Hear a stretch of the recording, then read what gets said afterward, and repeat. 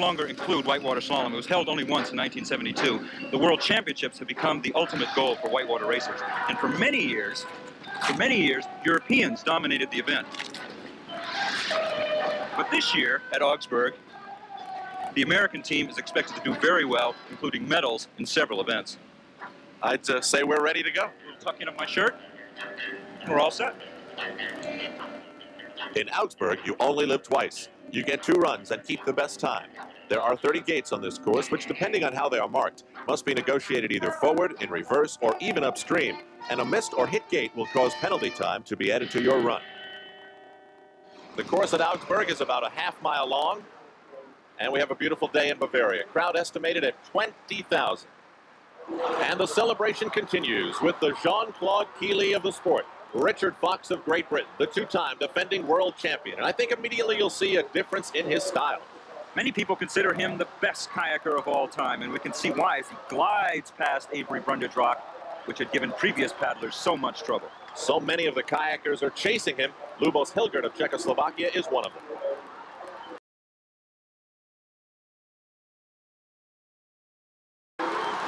I respect him. He's a big guy, he's strong, and you can never underestimate him. This year we had the 3-race series in Czechoslovakia, and he beat me in the second race there by a second, and the other 2 races it was also really close. So I should imagine it's going to be pretty exciting between us. And also Peter Mikkola, the local guy here from Augsburg, I think he's probably the hottest threat. And now we rejoin Richard Fox at the midpoint of the course. By the way, we'll see Hilgert and Mickler a few moments from now. His time right now is almost 20 seconds ahead of any previous paddler as he lines up for gate 17. He lines up incorrectly, slamming into the wall. Trouble out of the zoom flume for Richard Fox. How much did that cost him? I say that cost him at least 3 or 4 seconds. But still clean. You see the 0 where the penalty points would be posted if he had any. Turning reverse for the next gate. Oh, just underneath that gate. So not only controlling the boat, but his body as well. I'm not even sure he made that gate cleanly. Here it is again. A boater's head and torso must pass now. Do you call that the entire torso? That's a gate judge's decision. Doesn't look like it to me. Had Fox missed that gate, it would have been a 50-second penalty, but he is clean into this, the final gate, gate 30. Barazzi's time to beat on the left as Fox makes his way up through gate 30, around the red pole, and the final strokes down to the finish line. No, he does not make it. Considered by most a guarantee to win here in Augsburg, Richard Fox shakes his head. He's in second place, and that's good news for Dario Ferrazzi of Italy, whose time is still the best. And Eric, Richard wasn't even worried about Ferrazzi, but he was worried about this man, Lubos Hilgert of Czechoslovakia. Lubos is up at a place they call the Spin Dry. Coming down through, has to make an upstream gate here. He's got 5 penalty points. Now, he doesn't look to me as crisp or as sharp as Fox did. But he's going to punch through that hole very nicely, very cleanly. Coming down to gate 30. This is a crucial gate. It's all up against the current. The time to beat still belongs to Ferrazzi at 2:22.59, and even with the 5 penalty points, Hilgert has it. I still don't see how anyone with any type of penalty can win this race, though, Al. Surprising as it may be, Hilgert is in front. Now, the home folks will be cheering for this man for sure. Anton Prion of the West German team, and they have, if you want to call it that, the home course advantage. It can't be overstated, Al. The many nuances of this course where Murphy's Law reigns supreme demand many, many practice runs. And he's had thousands of them this spring on this particular course. And as Prion moves down the course, he will, of course, grow tired. But then the cheers will rise up down the lower part of the course where the crowd is. Also moving downstream with him, running along the side of the bank, are the many West German supporters. As Hilgert looks on, he checks the scoreboard. He is indeed in front right now, but remember, this is only the first run. Smashing through the waves there, it's better to go around them. Coming down, and oh, he just missed that pole. Tremendous boat control. He used his knees to keep that boat away from the pole. Preventing the 5-second penalty, and still the time looks good. And still clean.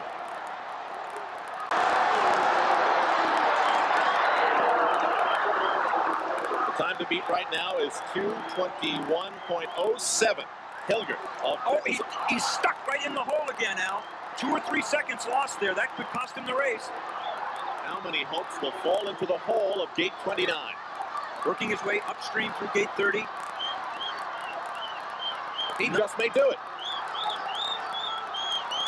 Those last few strokes will cost Anton Prion. He just didn't have enough. He looked so very tired, but is in second place. Now to his teammate, a man we feel may have enough, Peter Michler, who is clean and has a competitive time.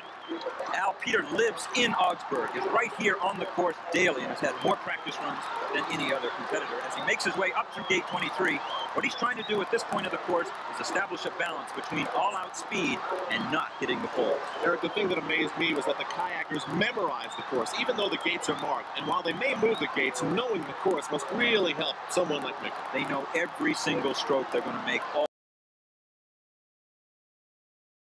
the way down the course. Up through spin dry, turning his head for a reverse gate, just missing the red pole. This is going to be a delightful run. Just missing that pole that would have cost him 5 seconds. Here he is coming up to gate 29, which has brought many people a cropper so far. He slides through the hole. Nicely through, very nicely through, not stuck at all. Time to beat on the left, 221.07. Oh, he hits the last gate, Al, the last possible chance to hit a pole, and he takes it. He hits the pole. But his time is still low. That's one of the easiest gates on the course. To 15.60 and 5. And Michler is in front. He's going to be disgusted, though. He should not have hit the last gate. Inexcusable.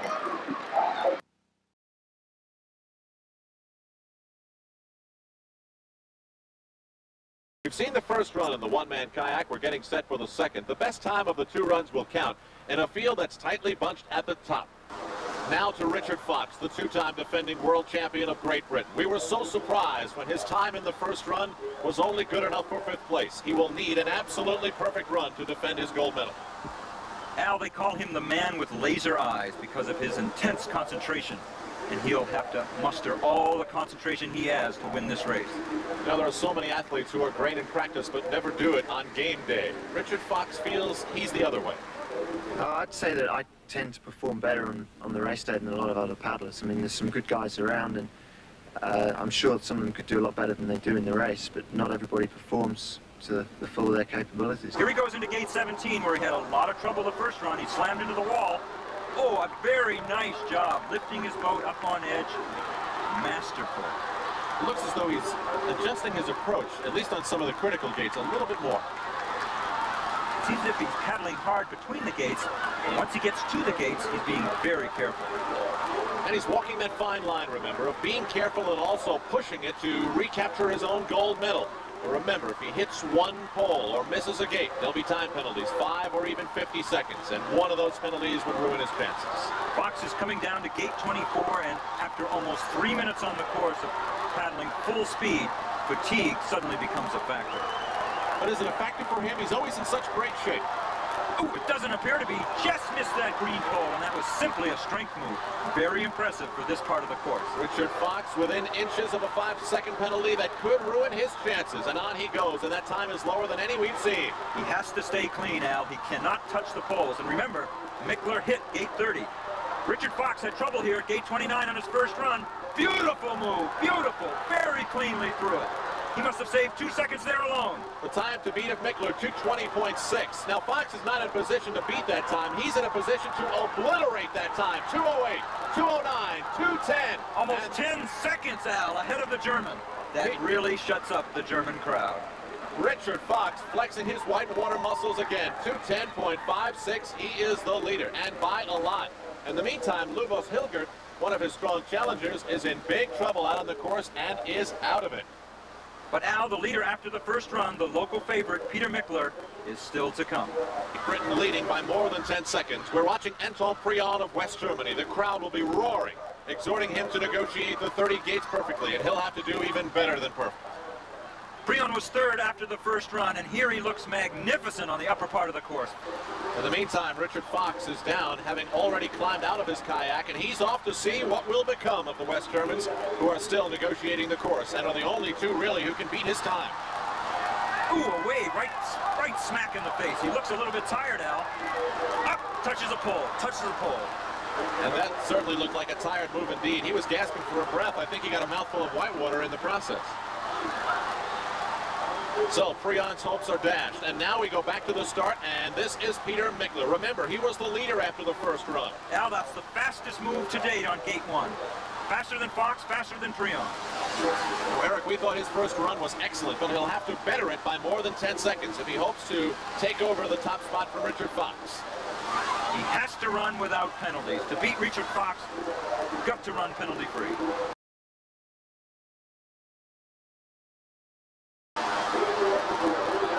Here he comes up through gate. Oh, he just misses that red pole.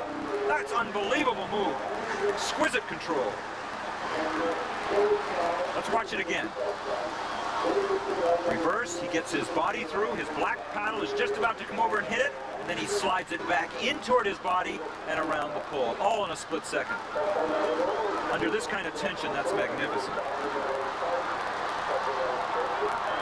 Further down the course, Mickler now perhaps feeling the fatigue that 2 runs on this demanding course will bring on a man.